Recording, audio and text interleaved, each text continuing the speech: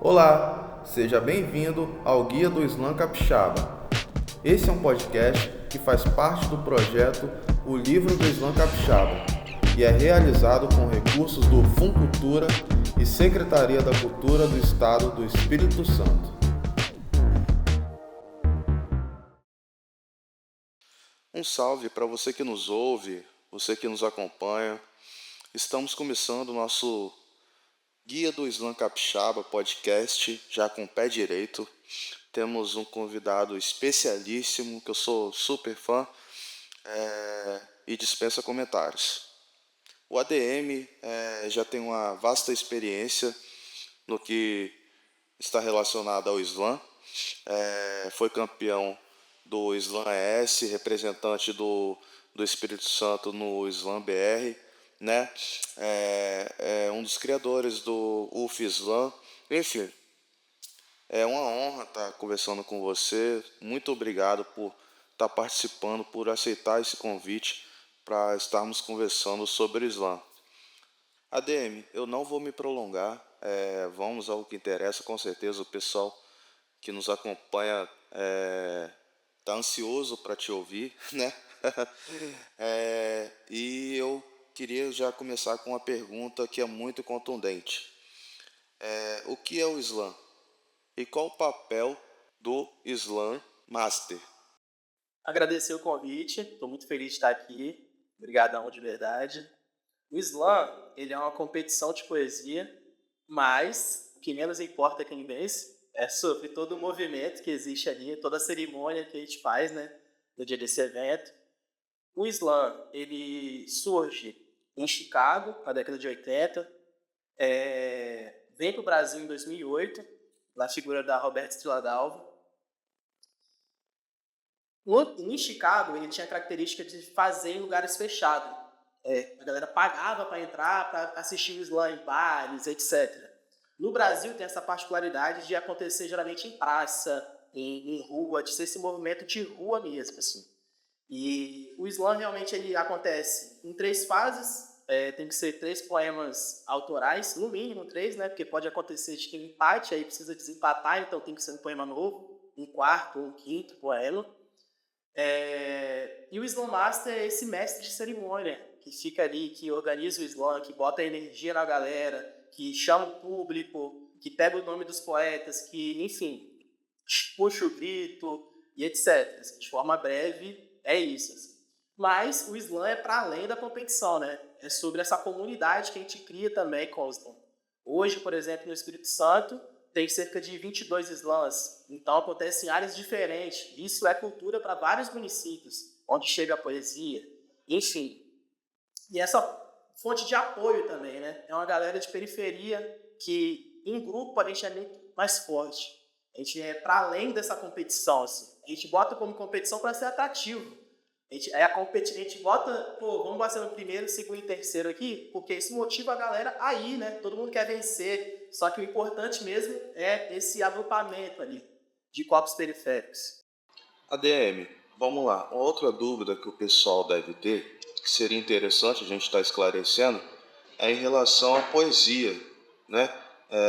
Uma vez que os islãs se autodeclaram poetas, qual a diferença entre a poesia islã e as demais formas de poesias existentes? Eu gostei da sua fala, assim, né? Os islâmitas se auto-intitulam poeta, porque só assim que eles vão ser reconhecidos. É nesse lugar que a gente tem que se afirmar enquanto poeta. A gente tem que o tempo todo, porque é isso. A gente não somos reconhecidos enquanto poeta para a academia, por exemplo. Mas como assim que a gente não é poeta? Se eu escrevo, se a gente tem livro, se a galera repercute o nosso pensamento, cita o que a gente escreveu, mas assim, eu acho que isso diferencia a poesia de Islã. A poesia de Islã, ela é essa poesia periférica, com xingamento, com gíria, diferente da canônica. Então, assim, eu acho que é nesse lugar que é a poesia de Islã. É o lugar realmente de a gente reforça que é poesia marginal. A gente é isso. A gente é diferente mesmo. Mas a gente quer o mesmo respeito de qualquer escritor. A gente quer, por exemplo, você me apresentou aqui falando enquanto organizador do UFSLAM, um movimento que a gente faz, que é dentro da UFES, né, uma competição de poesia dentro da UFES, mas para além disso, a gente faz grupos de estudos, por exemplo. pega os zines da galera capixaba e estuda dentro da universidade, colocando no mesmo lugar do Marx, do Weber, de todo mundo que está lá. E isso é um incômodo muito grande lá dentro. Porque é isso, né? É o polo de conhecimento do Espírito Santo que está debatendo Rômulo Dias, de Cariacica, Jamile de São Pedro, e defendendo que essas pessoas são escritores. Então, é isso. É esse movimento de ter que demarcar mesmo que sou poeta. E bater no peito, pegar um zine, dobrar e sair na rua falando que isso aqui é meu livro. E querer ser respeitado enquanto livro. Não, mesmo que a gente não tenha grana para pagar uma editora, enfim, é meu livro e eu sou escritor. E a prova é o tamanho do Islã do Espírito Santo hoje, assim. No mínimo, sei lá, 400, 500 pessoas que conhecem, que já circulam de alguma forma nos Islãs. E estão repercutindo essas ideias desses escritores. Então, acho que é isso, assim. Certo. Assim, uma coisa que eu queria conversar com você, eu acho que, na verdade, até está subtendido dentro do que você já vem respondendo para a gente, né? Mas se puder esclarecer um pouco melhor, assim, como você vê o papel social do Islã? É isso, assim. Eu acho que é esse agrupamento. E, principalmente, eu sinto que no Espírito Santo é muito sobre ocupação de espaço. Os dois últimos campeonatos estaduais, um aconteceu no Sônia Cabral e o outro no Museu Capixaba do Negro. O Sônia Cabral, principalmente, né? O slam é muito perto do teatro, né? Tem a performance, tem a voz, tem o corpo, enfim, e tá ali dentro fazendo a nossa arte é uma forma de reivindicação social. É uma forma de levar a nossa galera lá para dentro. A mesma coisa, como eu disse na pergunta anterior, a UFES, por exemplo. Nós fazemos eventos lá dentro com a nossa galera que não é estudante da UFES. É esse acesso também, desse entendimento do espaço público. Na primeira edição do Slam que a gente fez na UFES, por exemplo, a maioria dos nossos amigos que são slammers, que participam aqui fora, perguntaram pra gente, tipo assim, tem que pagar para entrar? Só vai poder competir quem tá matriculado? Então é nesse lugar, assim, no entendimento também, enquanto espaço público, de poder acessar mesmo. E não é um movimento só de fora para dentro. É um movimento também que incomoda os estudantes. Tem uma galera que fica olhando pra galera, tipo assim, o que essa galera tá fazendo aqui dentro? Como se a UFES fosse um espaço exclusivamente para estudantes. É um espaço que a gente estuda, mas não é exclusivo para estudantes. É um espaço público que pode ser acessado para a comunidade em geral. Assim. E falando também sobre os três eixos, né, de pesquisa, ensino e extensão. É extensão, é isso, é a comunidade dentro da UFES. Então esse é o papel social do Slam. Assim. ADM, a gente já entendeu várias questões em volta do Islã, do movimento em si, até do Islã capixaba mesmo, mas assim, agora a gente queria ouvir de você. Como começou o seu envolvimento com o Islã? Se você puder fazer um resgate histórico sobre isso. Sim, eu já escrevia, né? Antes de chegar ao Islã na minha vida, assim, sempre escrevi, mas era uma criança, um adolescente muito tímido. Ficava na gaveta ali, quietinho, ninguém sabia. Era um rolê assim. E até que eu tinha visto alguns vídeos e tal, só que chegou tarde na minha vida o Islã, na real. Foi agora, início de 2020. Foi uma vez que eu fui no sarau, na UFES mesmo, tinha acabado de entrar, e eu vi o Ira fazendo. Primeira vez, o Ira que inclusive representou a gente junto comigo ano passado, no Islã brasileiro, e já foi anteriormente também, em 2018, e também algumas vezes no interescolar.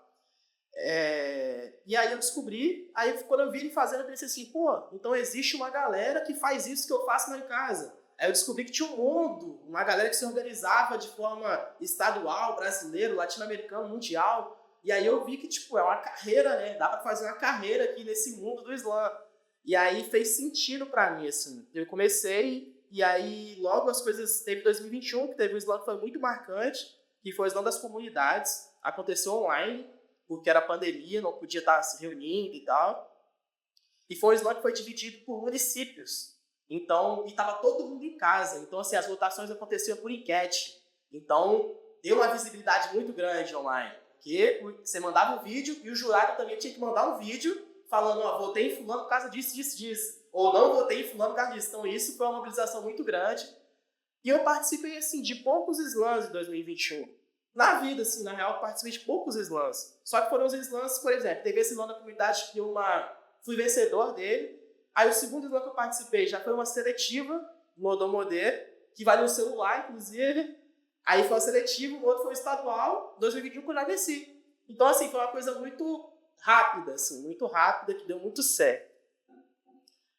Em 2022, eu fiz... É isso, meu rolê sempre foi poesia, mas o meu forte sempre foi o vídeo poesia. Eu sempre tive esse lance de postar, de fazer produções para rede social e tal. Em 2022 foi um ano que foi muito bom para mim nesse sentido, de vídeo, de alcance, da galera começar a recitar, de ter cor. Por exemplo, no estadual de 2022 eu fui recitar um texto no estadual e o teatro veio junto, que conhecia o vídeo. Então foi um ano bom nesse sentido, no sentido competitivo. Não foi por conta que a galera veio junto, inclusive atrapalhou a apresentação, mas foi ótimo ter vivido, melhor do que se tivesse passado. Em 2023 foi o ano que eu fui vice-campeão de novo, estadual, e quando eram 2 vagas, eu fui representar de novo no Campeonato Brasileiro, assim. Nas 2 experiências que eu tive no Brasileiro, eu saí na primeira fase, só que é isso, assim, né? A gente sai para alguém que é o melhor do estado dele, então tá show. Maravilha.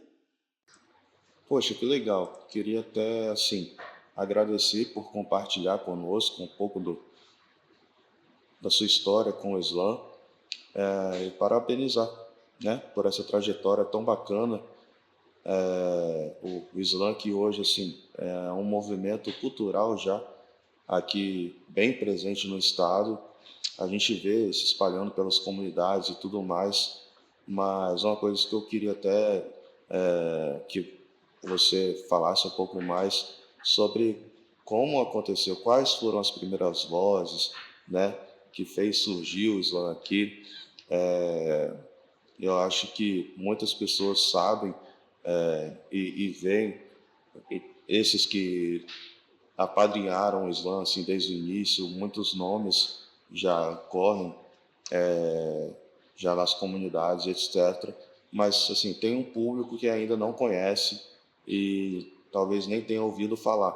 Sim, sim. Eu acho que Islã Espírito Santo, não tem como falar de Islã Espírito Santo sem falar de João Conceito. Ele que trouxe o Islã para o Espírito Santo, assim, né? O Islã botou Quds, é o primeiro Islã do Espírito Santo. E até antes da pandemia, assim, se eu não me engano, eram 4 ou 5 coletivos que faziam Islã no Espírito Santo. Então eram poucos, assim, os Islãs também não tinha muito público em geral, mas essa galera assim, construiu o coletivo Literatura Marginalis, que era Jânio, Juplin, John, enfim. E tem a galera também de Vila Velha, que o Lucas Mantu, que fazia o Artivista em Vila Velha, também é uma galera que iniciou o Islã no Espírito Santo, assim, que estava ali no início. Lolo Amorim também, que é uma referência de Vila Velha. E aí teve esse pós-pandemia, que eu também atribuo esse crescimento ao Islã das comunidades. Porque durante a pandemia se criaram-se novas referências no Islã Espírito Santo, que antes não existia, não faziam Islã ainda. E que essas referências foram criadas pelo Islã das comunidades, pelo Islã S. E aí eu posso citar aqui, ó, tem Adriele, da Serra também, que surgiu nesse período de pandemia, Rômulo Dias, do Carmo, e é uma galera de área diferente, Rômulo em quinta região de Cariacica, do Carmo Viana. Então essa galera foi fazendo seus coletivos na sua área. Então se criaram-se novas referências pós-pandemia. E é isso, assim, eu atribuo esse crescimento do Islã principalmente a essas referências que se criaram durante a pandemia, que pós continuaram fazendo e formando coletivos pelo Espírito Santo. A você que nos acompanhou até aqui, meu muito obrigado. Queria agradecer também ao nosso convidado, o ADM Júnior, por estar aqui presente mais uma vez. E faço um convite para que vocês possam nos seguir e acompanhar os próximos EPs que estão para serem lançados. Você não perde por esperar, ok? Um forte abraço e um até breve.